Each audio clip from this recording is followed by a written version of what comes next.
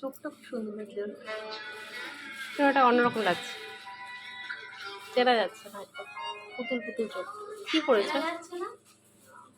বাচ্চা মেয়ে লাগছে। রাত হলে বাড়ি ফিরে যাবে। এই দাদা গাড়ি কি আরে ছেড়ে দাও অফার গায়ে পড়লো দেখলো।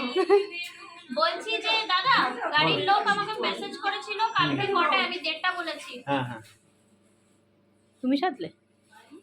লেন্স পড়েছো? ও ওই লেন্স পড়া ছিল।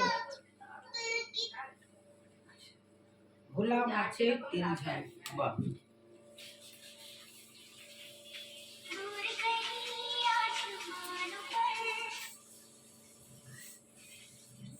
খুলেই নি।